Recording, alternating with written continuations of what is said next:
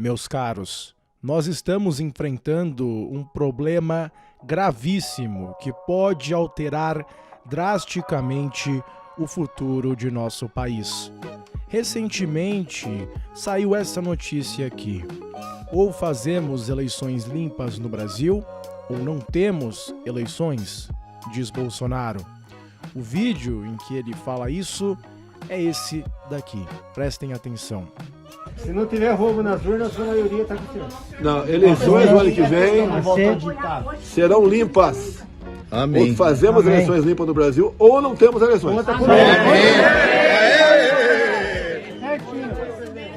Daí teve um tweet aí que alguém escreveu para analfabetos de 9 dedos, dizendo que eu roubei as eleições do ano passado e enganei com uma facada ainda. Ele não é tão popular, presidente. Aliás, eu sou um robô do senhor, presidente. Eu sou um robô do senhor.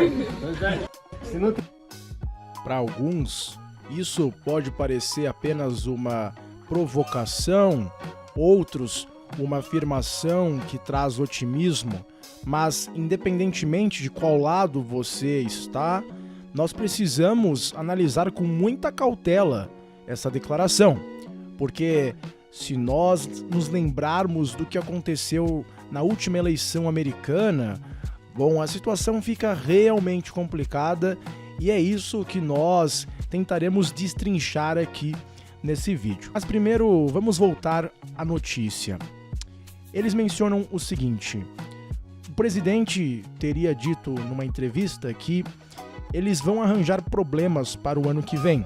Se este método continuar aí, sem, inclusive, a contagem pública, eles vão ter problemas, porque algum lado pode não aceitar o resultado. Este algum lado, obviamente, é o nosso lado. Pode não aceitar o resultado. E, nesse sentido, eu sei que alguns podem imaginar que é exagero do presidente, conspiracionismo, mas vejam bem, no fundo se trata de uma questão técnica. Será que as urnas eletrônicas, neste exato momento, com o funcionamento atual, apresentam certos riscos? Geralmente os jornalistas dizem que não, e que, pelo contrário, qualquer alegação do tipo seria desinformação.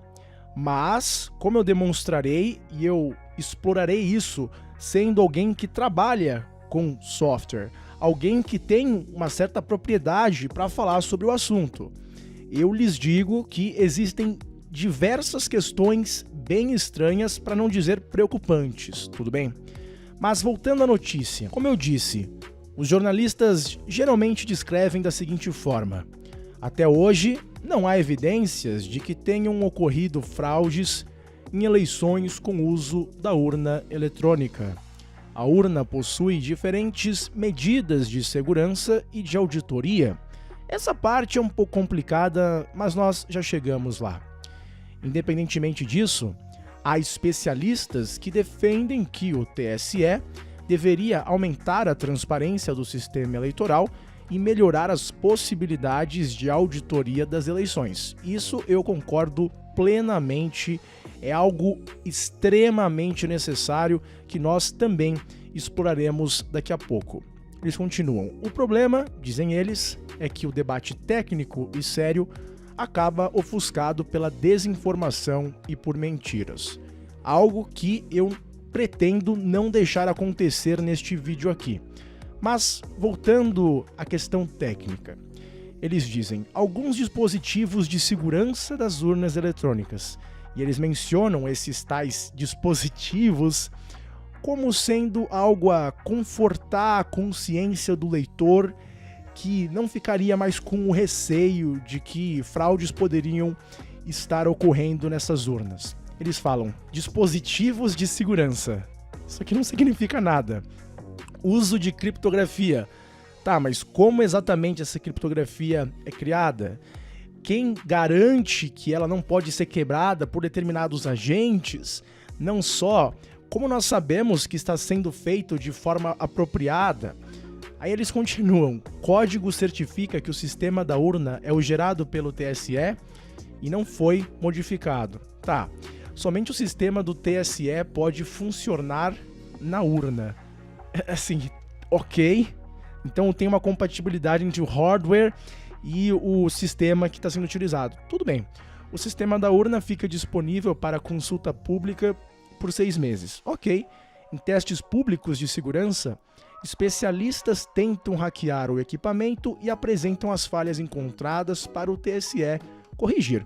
O ponto é que não há transparência nisso, a população não é avisada quando isso ocorre e, óbvio, ainda assim existe uma real possibilidade de que, primeiro, esses especialistas não tenham explorado as vulnerabilidades mais profundas de um sistema que, como nós já analisaremos, é criado por uma empresa bem poderosa e potencialmente perigosa, mas não só. Também existe a possibilidade de que as empresas contratadas possam agir de acordo com o que está acontecendo. Eu vou apenas colocar dessa forma para não ter problemas, certo?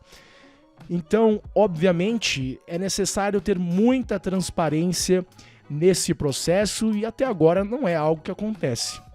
Eles continuam. E aí eles continuam com outros, entre aspas, dispositivos de segurança, como sistema biométrico, tá? É o básico do básico. Falam, o processo não é conectado à internet, lacres são colocados na urna para impedir que dispositivos externos, como um pendrive, sejam inseridos. Tá, tudo bem. O básico do básico aparentemente está acontecendo. Só que, como eu mencionei, é mais do que necessário ter transparência e o TSE já deveria ter aberto o código-fonte utilizado nessas urnas. E para vocês que não sabem o que é um código-fonte, basicamente pensa no Windows, certo? Tem o código escrito pela Microsoft que geralmente só os engenheiros da Microsoft têm acesso a isso. É um software proprietário, né? Agora, existem softwares com código aberto, por exemplo, várias distribuições do Linux, de tal modo que você, como programador, pode inspecionar o código daquele sistema operacional. Desse modo, seria muito bom ter um sistema operacional, entre aspas, das urnas eletrônicas, que também possam ser checadas por programadores, assim dizendo, que não necessariamente estão trabalhando no TSE, mas que às vezes são voluntários, às vezes são pessoas preocupadas em encontrar vulnerabilidades e assim em diante, né?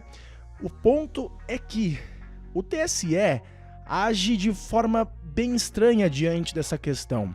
Por exemplo, eu achei essa notícia aqui de 2018, que colocava que o TSE pretendia abrir o código-fonte da urna eletrônica. A medida visa oferecer mais transparência ao sistema usado para registrar os votos. Isso aqui, como eu disse, foi em 2018, mais especificamente no dia 21 de setembro. Eles mencionam que a expectativa é que isso ocorra somente entre as eleições de 2020 e de 2022. Por enquanto, o tribunal analisa algumas questões legais relacionadas à abertura do sistema. Bom, até agora isso não aconteceu e aparentemente as coisas não estão andando nesse sentido. Não só, diante dessas afirmações de Bolsonaro, o mais sensato a ser feito seria ter uma declaração do próprio TSE dizendo: olha, a gente vai abrir tudo aqui, vocês terão a transparência necessária para que acusações de fraude não façam nenhum sentido, né? Agora, isso aparentemente não vem acontecendo. E eu sei que alguns podem estar pensando, mas é só exagero do Bolsonaro, porque ele é o único que age dessa forma, e não é bem assim. Vejam só essa entrevista já um pouco antiga que o Ciro Gomes deu diante dessa questão. Só que faltava que esse sistema de urna eletrônica, você viu aí agora, a Alemanha... Pois é, você prefere papel? Não é que eu prefira papel, mas você pode adaptar a urna eletrônica, já existe uma solução tecnológica em que você, do lado da urna que está aí, você agrega um rolinho dessa, como tipo máquina registradora, em que o voto sai impresso e uma vez confirmando, você corta e aquilo cai numa urninha pequena, fica um votinho ali. Se houver dúvida, você abre aquilo ali e conta. Parece que vai funcionar que em hoje, 3 estados experimentalmente. mas nós pedimos que fosse muito feito isso, tinha tempo hábil para isso e, estranhamente, o ministro Nelson Jobim não quis fazer. Agora, hoje o que existe de fato, que me deixa inseguro, é que você apertou ali, 23, Ciro, apareceu, confirma, votou. Você nunca mais vai saber se aquele seu voto vai ser contado mesmo ou não. E, mais grave que o brasileiro não sabe, o código-chave da totalização não é guardado pelo tribunal. É guardado pela ABIN, essa agência de espionagem do governo federal, subordinada à hierarquia do presidente da República. Mas aí tem um sistema, aí tem um sistema de não, eles não querem deixar os partidos fiscalizar o código-fonte. Nós já pedimos 1000 vezes, eles não deixam. Mas vale a pena esclarecer para não ter dúvida sobre isso. Sim, mas nós queremos e o tribunal não dá. Essa posição do Ciro Gomes se manteve até o momento atual. Aqui uma notícia que saiu no dia 28 de 2021, em que ele estava apoiando a iniciativa de voto impresso auditável. E como ele próprio explicou nesse trecho de vídeo que eu mostrei para vocês, não se trata em usar papel ao invés de urnas eletrônicas, mas ter uma confirmação de voto de tal modo que, caso houvesse alguma acusação de fraude, a recontagem seria possível. O ponto é que não para por aqui, porque existe algo ainda mais estranho e obscuro nessa questão das urnas eletrônicas. Eu honestamente vi pouquíssimas pessoas discutirem esse assunto, que para mim é o mais estarrecedor de todos, que é o seguinte: o TSE aparentemente deu exclusividade em contrato à Oracle. É uma empresa de tecnologia bem famosa, especialmente em grandes corporações, e muitos podem pensar que é apenas uma empresa privada cedendo serviços para o TSE. Mas vocês já vão entender que existe um perigo enorme por trás dessa exclusividade. Vejam só. A Oracle detém exclusividade para vender serviços de cloud para entidades da administração pública, nas contratações cujo objeto seja exclusivamente a prestação de serviços de cloud Oracle. Uma situação bem estranha. Essa outra notícia aqui explica ainda melhor como o TSE tentava explicar gasto de 26 milhões de reais em nuvem Oracle. O mais estranho está logo no início da reportagem. Após o atraso na divulgação dos resultados do primeiro turno das eleições de 2020, eu imagino que alguns de vocês devem se lembrar, o TSE tentou explicar o ocorrido. O órgão informou que o erro aconteceu com a nuvem privada da Oracle, adquirida por 26,2 milhões em processo sem licitação. O contrato foi realizado dessa forma, pois o tribunal entendeu que só a empresa poderia oferecer nuvem Oracle, ou seja, eles queriam especificamente esse serviço dessa empresa que só ela poderia prover, né? Algo bem estranho. E eles continuam. O tribunal afirmou que utiliza serviços dessa empresa Oracle desde 1996, quando a urna eletrônica foi implementada no país. Nas eleições de 2020, a empresa foi contratada para centralizar a totalização dos votos no TSE. Ou seja, já tem um histórico bem grande em relação a como os votos são contados aqui em nosso país. E alguns devem estar pensando, tá, mas qual o problema? A Oracle é simplesmente uma empresa privada? Aqueles liberais seriam os primeiros a dizer isso. Bom, o problema é que a Oracle tem um histórico bem estranho, vamos descrever dessa forma. Essa notícia aqui do San Francisco Gate, um jornal, sim, que tem uma autoridade, não é fake news, eles explicam como a proximidade da Oracle com o governo americano remonta à sua própria fundação. E o crescimento dessa empresa foi sustentado como nicho estabelecido com agências federais e estaduais nos Estados Unidos. Eles falam, muito antes de a Oracle se envolver em uma controvérsia sobre a venda de seu software a gigante de software estava construindo sua reputação e seus negócios com contratos governamentais. A partir de um negócio feito dentro da CIA, que lançou a empresa há 25 anos. Então, o início da Oracle se deu num projeto da CIA, como vocês já logo entenderão. Por quê? A CIA não foi apenas o primeiro cliente da Oracle. Fundada em maio de 1977, o próprio nome da empresa veio de um projeto da CIA com o codinome Oracle. É algo bem curioso, né? Os cofundadores Larry Ellison, Robert Manor e Ed Oates trabalharam no projeto Oracle numa empresa de consultoria antes de começar por conta própria. Ou seja, a CIA foi o berço da Oracle, entendeu? E para quem é um pouco leigo no assunto e não sabe direito o papel da CIA, é basicamente uma agência de espionagem, de inteligência, que já fez inúmeros golpes ao redor do mundo, inclusive no Brasil, e que, tendo uma certa simbiose com essa empresa, deveria nos espantar, deveria ser um escândalo nacional.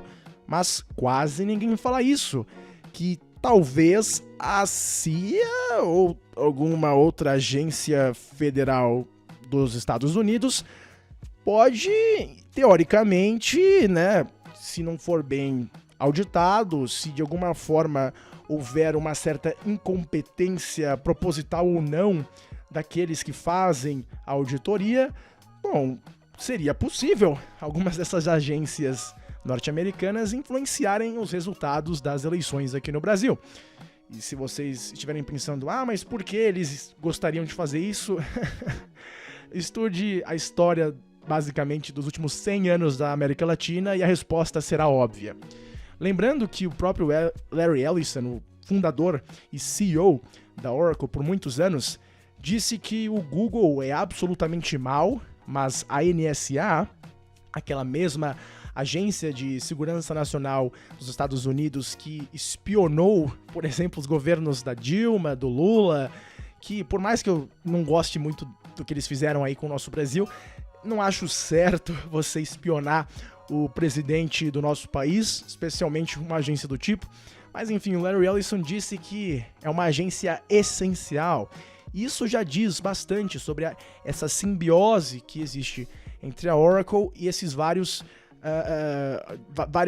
agências de inteligência dos Estados Unidos.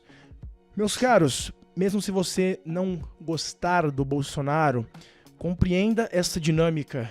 E eu sou obrigado a dizer que, em termos técnicos, analisando esse contexto geopolítico, é sim importante ter uma certeza, ter uma transparência também de que os votos estão sendo feitos e contados de forma justa. Porque para que uma fraude ocorra é algo muito fácil. E especialmente porque é uma empresa norte-americana que está participando do processo de contagem, mas não só, que faz isso há vários anos, cuja exclusividade é bem estranha, ou seja, essa licitação feita sem licitação praticamente, né? Esse favoritismo meio curioso nos revela uma possibilidade que, no mínimo, deve ser confrontada. Mas eu não paro por aqui, porque mesmo que nada seja feito e nas eleições de 2022 Bolsonaro continuar a pressionar essa tecla, a situação no nosso país pode se tornar ainda pior do que aquela que aconteceu nos Estados Unidos.